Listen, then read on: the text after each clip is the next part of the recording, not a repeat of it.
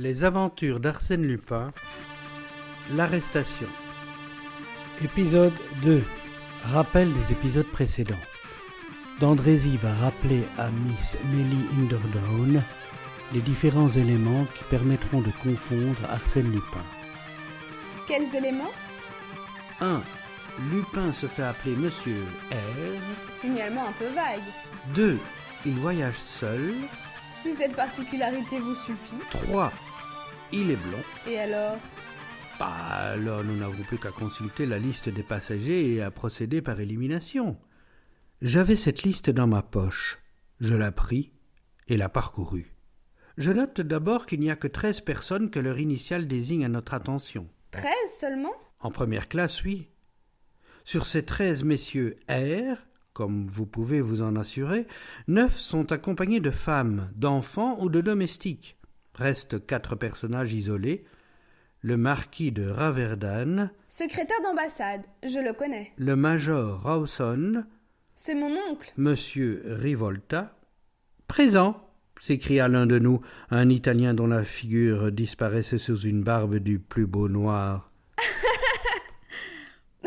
Monsieur n'est pas précisément blond. Alors, nous sommes obligés de conclure que le coupable est le dernier de la liste. C'est-à-dire ? C'est-à-dire monsieur Rosen. Quelqu'un connaît-il monsieur Rosen ? On se tut.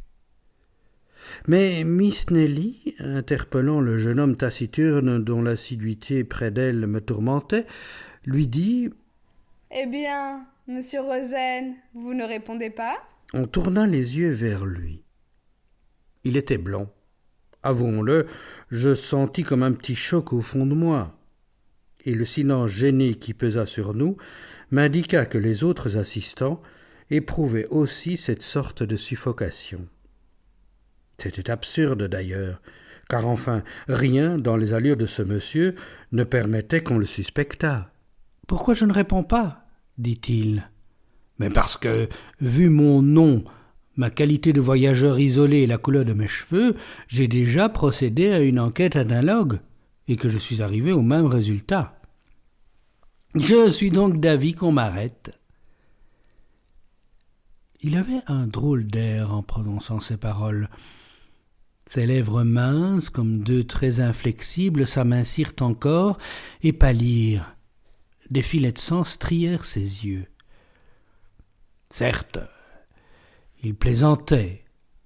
Pourtant, sa physionomie, son attitude nous impressionnèrent. Naïvement, Miss Nelly demanda « Mais vous n'avez pas de blessure ? » « Il est vrai, dit-il, la blessure manque. » D'un geste nerveux, il releva sa manchette et découvrit son bras.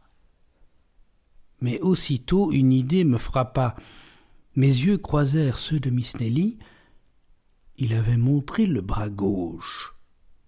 Et, ma foi, j'allais en faire nettement la remarque quand un incident détourna notre attention.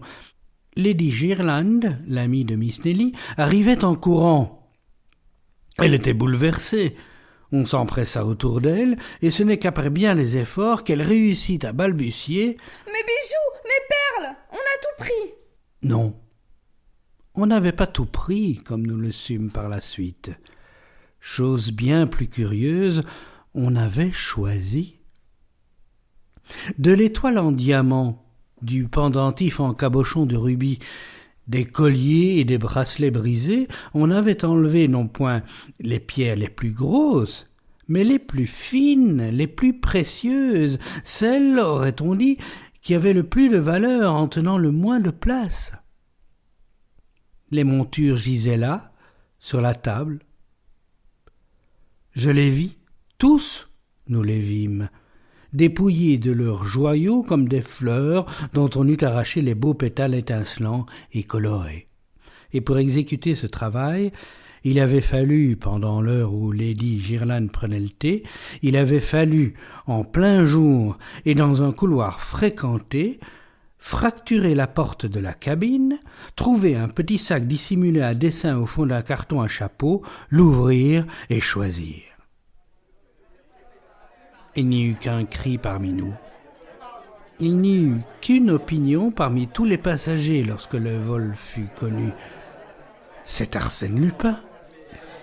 Et de fait, c'était bien sa manière, compliquée, mystérieuse, inconcevable, et logique cependant, car s'il était difficile de receler la masse encombrante qui formait l'ensemble des bijoux, combien moindre était l'embarras avec de petites choses indépendantes les unes des autres, perles, émeraudes et saphirs. Et au dîner, il se passa ceci. À droite et à gauche de Rosen, les 2 places restèrent vides, et le soir, on sut qu'il avait été convoqué par le commandant. Son arrestation, que personne ne mit en doute, causa un véritable soulagement. On respirait, enfin. Ce soir-là, on joua au petit jeu, on dansa. Miss Nelly, surtout, montra une gaieté étourdissante qui me fit voir que si les hommages de Rosen avaient pu lui agréer au début, elle ne s'en souvenait guère. Sa grâce acheva de me conquérir. Vers minuit, à la clarté sereine de la lune, je lui affirmai mon dévouement avec une émotion qui ne parut pas lui déplaire. Mais le lendemain, à la stupeur générale, on apprit que, les charges relevées contre lui n'étant pas suffisantes, Rosen était libre. Fils d'un négociant considérable de Bordeaux, il avait exhibé des papiers parfaitement en règle. En outre, ses bras n'offraient pas la moindre trace de blessure. « Des papiers, des actes de naissance !» s'écrièrent les ennemis de Rosen. « Mais Arsène Lupin vous en fournira tant que vous voudrez. Quant à la blessure, c'est qu'il n'en a pas reçu ou qu'il en a effacé la trace. » On leur objectait qu'à l'heure du vol, Rosen, s'était démontré, se promenait sur le pont. À quoi il ripostait: « Est-ce qu'un homme de la trempe d'Arsène Lupin a besoin d'assister au vol qu'il commet ?» Et puis, en dehors de toute considération étrangère, il y avait un point sur lequel les plus sceptiques ne pouvaient épiloguer. Qui, sauf Rosen, voyageait seul, était blond et portait un nom commençant par R? Qui le télégramme désignait-il, si ce n'était Rosen? Et quand Rosen, quelques minutes avant le déjeuner, se dirigea audacieusement vers notre groupe, Miss Nelly et Lady Jerland se levèrent et s'éloignèrent. C'était bel et bien de la peur.